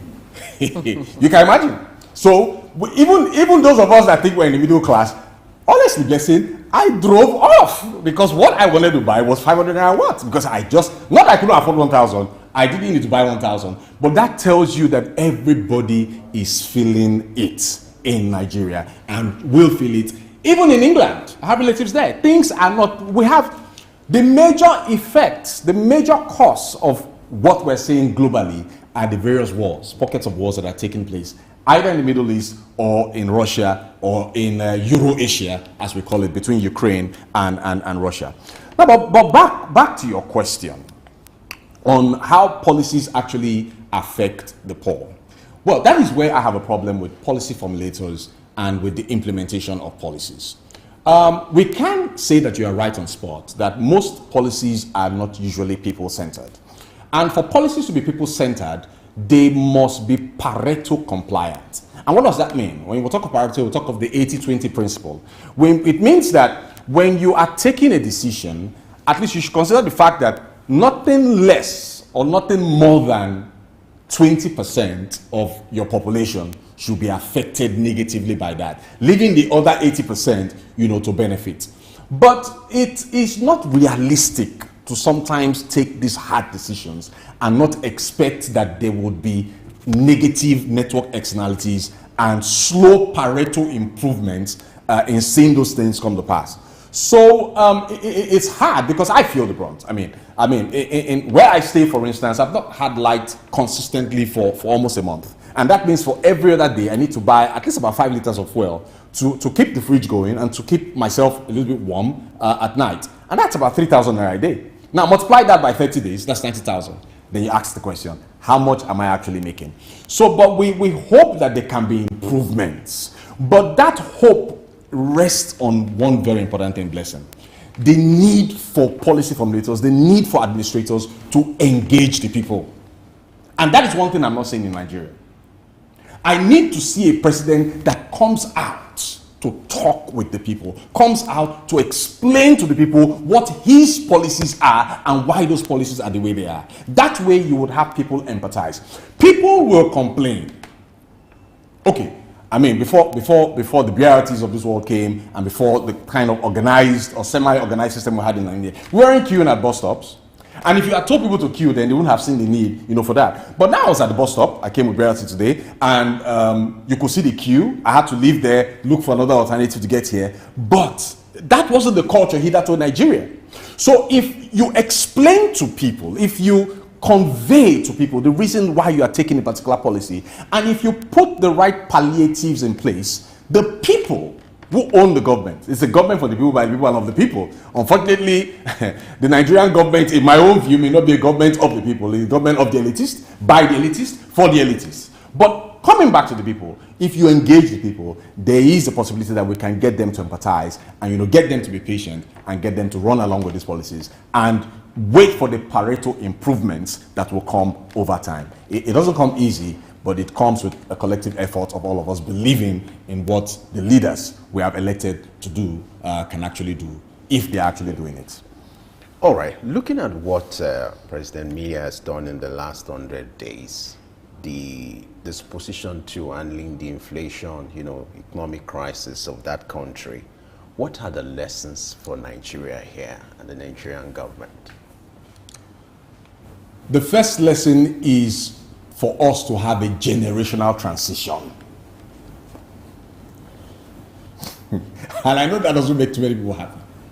Is it about the age for performance? I'm not going to answer that question, Blessing. The fact is that we need a generational transition.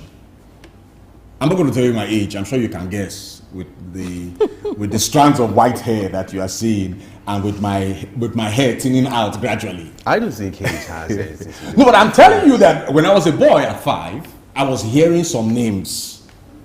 5, 6, 7 years old. I was hearing some names. When I was in primary school preparing for common entrance, almost over 40 years ago, I was hearing some names. We had to cram those names. Those names are still in power today. Those names are still relevant today.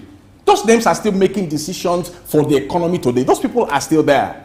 Where's the transition? It's not exclusive to Nigeria. Joe Biden is in his 80s. Look at Trump. If you look at even Putin, 71. When we started, I did mention something. The components of these countries differ. When you look at Argentina, how many tribes, how many people, how many different ethnic cleavages and groupings do you have in Argentina? And when did Argentina start? Argentina is a paradox, as much as Nigeria is a paradox. But they are not on the same pedestal. Okay? So you can't tell me that you want to compare America and Nigeria. There's no basis for that. America is a 24 trillion. About the age factor now. I didn't mention age. You mentioned age. I am saying the first lesson we should learn is the need for us to pave the way for generational transition. However you want to, but it's the same thing. Interpret that phrase, that nomenclature, I'll leave that to your intellectual It's like saying 6.5 dozen. But Nigeria should learn. We need to start preparing. We need to start, leaving the structures on ground for generational transitions. Look, we can't continue to have analog leaders, analog policy formulators, all right, in a digital age. There's so many things I know, like Yahaya Bello, former governor of Kogi State, will always say, I know too much. I don't know too much, but I've been around too much. Okay? And I can tell you that we have in Nigeria what I call the football age crisis. I won't say anything beyond that, so I don't put our boys in trouble. So it's not about age. It's about intellectual transition. It's about the audacity for a generation to look at where the previous generations have failed. Argentina has been in this crisis for about 20 years. So give and take, Javier was about 30 years old, seeing his country go down. He's gone to school, he's got a PhD, he's got radical ideas, and then there's a transition. And he's given the opportunity, and he's implementing. And we're seeing the trickle effects of performance coming on board. Okay? So another thing I think we need to emphasize is credentials. And by credentials, I'm not talking about whether you have a PhD or whether you have a certificate from University of Lagos or from Ambrosoli University. Credentials. And by that, I mean, what is the dominant ideology of an individual, or what is the dominant ideology of a political party? The Argentines, a majority of them, voted for a new ideology. So I think I live in a country where we have a multiplicity of dominant ideologies, a multiplicity of economic systems, an overlap of economic systems, and we need to have one that marries a futuristic vision that makes provision for equitable distribution of the Commonwealth of Nigeria. And that's the problem with Nigeria. The lack of distributive justice. That's the problem with Nigeria. The lack of distributive justice, the lack of popular justice for all. So we have a country, for instance, where it seems that to some groups there is parity, there is fairness, there is equity, and to others there is no equity. We have an institution, all right, of governance where some people do something wrong and some people are punished and others are sacred cows. Nigeria has not been fair to women, and we must say that, and I'm saying that. If you call me a conservative feminist, fine, no problem. Nigeria has not been fair to women. We saw that recently, where a female minister had a challenge and she was let out, shown the way out, and where another minister who was complicit in the matter is still there today. Where's the transition? Where's the justice? So these are issues. But this is a young guy in Argentina that doesn't care whose horse is God and is doing what he has to do. If you follow more about the narrative, he's even pushing for policies that will be formulated. That's what I mean by being futuristic by the midterm elections, and he's going to be campaigning on the basis of those policies. And I think we are going to see the best out of Argentina if they allow him to do what he believes is best and in the collective interest for his people and for his country. All right, going back to analog maybe thinking or analog way of doing things, let's look at the economic policies. Some of them are beginning to seem analog or not so relevant. There seems to be a one-size-fits-all economic method of tackling inflation, which is to tighten monetary policy. So several countries have employed this, and it hasn't given the same effect. Let's go over to Switzerland now, which has cut rates as against what other central banks are doing. So the Swiss National Bank cut its main interest rate by 25 basis points to 1.50 on Thursday, which was a surprise move. Now the Fed met sometime last week to also look at either retaining rates, or there was a debate around it. Are they going to hold on to the rates or cut it? The same thing with the Bank of England. So around some countries dealing with inflation, the first move is to increase interest rates. Is it time to review some of these economic policies or to review some of these economic methods, as the causes and reasons for inflation in countries now are beginning to almost defy these economic methods? Well, Blessing, you couldn't have said it any better. And I've made reference to this in our discussion this morning so far. Different contexts, different policies. Different countries would need to fashion out policies according to their, heterogeneous, not homogeneous contexts. So in Switzerland, it's possible for you to cut rates. Don't forget there is economic stability, and when you look at a country like Switzerland, that's one of the richest countries on earth. And in Nigeria, we are needing to increase rates. So the question is why? And that question can be best answered when you ask, what kind of economics do we practice in Nigeria, if we practice any? Nigeria is a very complex country. Our economy is very complex. But the interesting thing is that the most complex of problems are best solved by very simple solutions, simple suggestions. Who would listen to those who have those simple suggestions, or who would take them in, or who would implement those simple suggestions is the Nigerian problem. Now, when you look at Nigeria, we have to look at it from two types of economics, the supply side economics or the demand side economics. And the supply side economics you can also refer to as Reaganomics, while the demand side you can refer to Keynesian economics, or just let's call it demand side. And what do those types of economics mean? The supply side means that the government drives economic growth, supposedly, theoretically, by pumping in money into the economy. And the assumption is that when you pump in money into the economy and you cut taxes, businesses will thrive and more people will want to come and invest.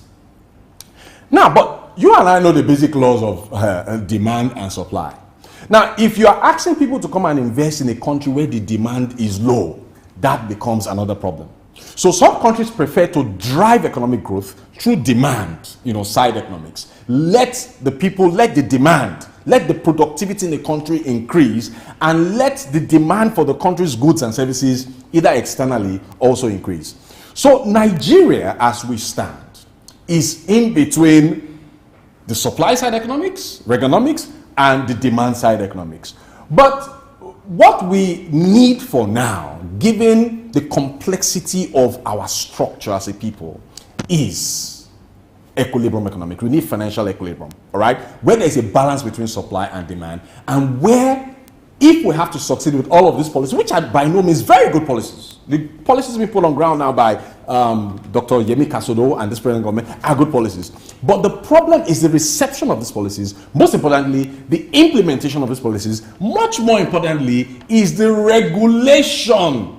The regulatory institutions that are supposed to ensure that these policies hit a home run. That is where we're having a challenge. As far as the policies are concerned, increasing interest rates, the idea is that if interests are increased, people will not come to banks and borrow too much money, and we will not have the same issue of excess liquidity in Nigeria. Now, cutting rates in Switzerland, the idea is that people are not demanding enough. People are not buying enough. There is no economic activity in our country. So let's cut interest rates. Let's cut taxes. Maybe people will now buy more. People will now borrow more. People will now even borrow to travel, or people will now borrow to buy real estate, and that drives the economy. So what may be good for Peter may not be applicable to Paul, and that's what we're seeing in Nigeria. I honestly think that the policies in Nigeria now are good policies. I just feel that the regulatory backup is not as efficient as it ought to be, and the palliatives, to cushion the effect on the critical mass of Nigerian people are not Pareto optimal, and that is what the government needs to work on. And the first way to start going about that is to talk to the people, engage the people, and do what is right. And government should cut spending. All right, and I think the president is trying. I heard now that he has stopped most government officials from traveling, but that is not enough. I also think that spending too much on one arm of government, buying cars for them and giving them humongous salaries, and government officials earning humongous salaries, elected officials, most of whom were already billionaires before they got there. These people should borrow a lift from people like Alex Oti, who has said, in quotes, that he is not going to be earning salary. Well, I don't think he may be serious about that, but salaries come in different forms. So let us hope that he will be true to his word. I see the tables are wobbling because it's like let them wobble. People are suffering. We need to tell the world the truth. These government officials need to hear the truth. You can't come and tell the world that you're not going to take salaries, all right, when some other forms of compensations can be coming your way. So it's good. I mean, what is happening in Abia State is good. I'm pointing that out, but it can be better. It should be replicated across different states of Nigeria, and we should ensure the national income accounting equation I told you about is simply C plus I plus G into bracket X minus N. What's C? Consumption. I is investment. G is government expenditure. X is exports minus imports. N. What Javier has done is to reduce G. So when there's a reduction in G, cut taxes, all right? People can now come in, put in more money into the economy, and then you control consumption. So when you say things are expensive, people are not, some of us even buy many things we don't need. Okay, I went to buy sweet potatoes yesterday. Did I need 1,000 naira for what? I also did 500 just to have a good meal. And that was, good for me. Okay. So I think we're on track, but we must be serious about these issues and take it, bring the discussion home. A good number of Nigerians are suffering. People are begging. And I received a phone call from somebody I wouldn't have received a phone call from yesterday. He's telling me he's hungry. Yeah, I wish we had more time to talk about this, but we're already out of time. Thank you very much, Dr. Ken Kenwa, for your wonderful, very brilliant and vibrating submissions. Table shaking. Table shaking, I must add that to it. Table shaking submissions on the show today. We do hope that the appropriate quarters would do the needful to ensure that Nigerian people of Argentina and citizens of various countries in the world battling inflation actually have a reprieve. I'm blessing AHA. What a wonderful week it has been, I must say, and we thank you so much for being with us all through the week. We ask, let's do this again from Monday. Have yourself a great week. For us to achieve the Nigeria of our dream, all hands have to be on deck. So think of what you can do for your country, not just what your country can do for you. I rest my case here. It's weekend, so enjoy your weekend and bye for now.